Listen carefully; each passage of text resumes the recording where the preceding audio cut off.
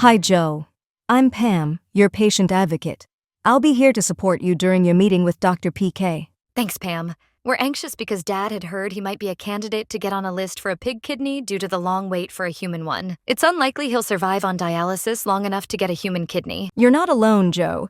Many other patients on dialysis are in the same boat as you. There are many patients who, for various reasons, are not able to receive a human kidney transplant and are considering the option of a pig kidney when it becomes available. Let's talk with Dr. PK and see what he has to say about the subject. So nice to meet you, Joe and Susie. Come on in. I know you have many questions, but let me start by explaining our program and what our mission is.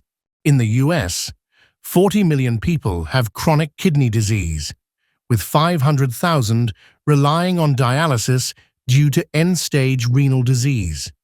About 100,000 of these patients are on the kidney transplant waiting list, but only 20,000 transplants are performed annually. There are two sources for the human kidney. One comes from patients that are declared brain dead, and they or their family members have decided to donate their organs. We call these cadaver kidneys. And the other comes from a living person who donates one of their own kidneys. I wanted to give Joe one of my kidneys, and I was evaluated by the transplant team, but I was told that I was not a candidate because of my own medical problems. That's wonderful that you look to donate. Unfortunately, that happens not infrequently that a person who wants to donate is not able to due to a variety of reasons once they go through the evaluation process. The reality is harsh. The average waiting time for a kidney transplant is 3 to 4 years. Sadly, many patients either die while waiting or come off the list because they develop new medical problems that prevent them from being candidates. And to make matters worse, there are many more patients on dialysis who, due to medical reasons, are not even eligible to be placed on the transplant list. We have a huge problem with over 80,000 people per year not being able to get a transplant.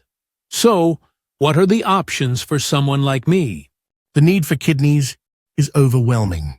This has spurred a tremendous research effort to develop alternatives, such as artificial kidneys. However, creating a fully functional artificial kidney has met significant obstacles, making it an unrealistic option for the foreseeable future. This is where the exciting breakthroughs in the use of kidneys from other species come into play, particularly pigs. I've seen in the news that pig kidneys have been transplanted into a few people. How does that work? It's truly amazing what has been achieved through years of research and advancements in genetic engineering.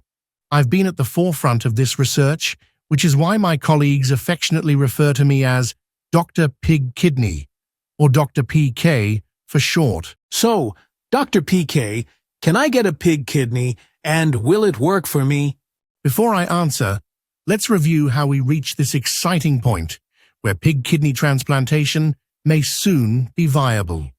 Xenotransplantation, the transplant of organs from one species to another, has fascinated humans for centuries. Initially shrouded in mysticism, early scientists didn't understand the immune system. We've since learned that our bodies reject organs from other species due to their unique genetic makeup.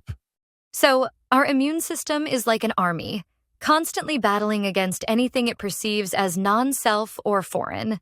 This includes being on constant surveillance to stamp out infectious agents like bacteria or viruses, as well as identifying cells that have transformed into early precancerous cells. Exactly, Susie. Any particle or cell that doesn't match your genetic code is considered foreign and attacked by your immune system. These immune cells, or antibodies, act like drones patrolling the body, each uniquely identifying specific foreign invaders. So, what happens when a drone identifies an invader? When a drone detects a foreign molecule, it sends a signal to start mass self-replication. This way, the specific drone that recognized the invader clones itself, allowing the immune system to effectively target and eliminate the threat. Does that explain why a human with a different blood type can't donate their kidney? Yes, understanding the immune system has shown us why blood transfusions require compatible blood types. The first successful human-to-human kidney transplant in 1954 between identical twins was successful because their immune systems were genetically identical. So, there's been a lot of progress in understanding the immune system since then? Absolutely. Over the last 70 years, we've learned a lot about how to control the immune response during human-to-human organ transplants. We use medications called immunosuppressants to prevent the antibodies from recognizing foreign organs. But those medications can weaken my immune system, right? Yes, that's the trade-off. Immunosuppressants prevent rejection, but increase infection and cancer risks. Finding the right balance is crucial to suppress rejection without compromising your health. And it's super important for transplant patients to know that if they stop taking those medications, their immune system will become active again and reject the transplant. I understand the human-to-human transplant, but what about the pig-to-human transplant that I am interested in? Let's dive back into that. Over the years, research on Xenotransplantation has shown that pigs and humans share certain similarities, but our immune systems evolved to recognize pig organs as foreign. But don't we have better immunosuppressants now to help with this rejection? They certainly help, but they're not enough on their own. The real breakthrough comes from the genetic editing of pigs. We can modify their genes at the embryonic stage so that when they grow, their organs produce fewer foreign molecules. So, we're using pigs for a reason? Exactly. Pigs are ideal because their kidneys are the right size, easier to raise than monkeys, and have a lower risk of infection transmission to humans. Let's take a break here, and when we regroup, we can have a more in-depth discussion about these incredible genetically modified pig kidneys, which I call the GM pigX.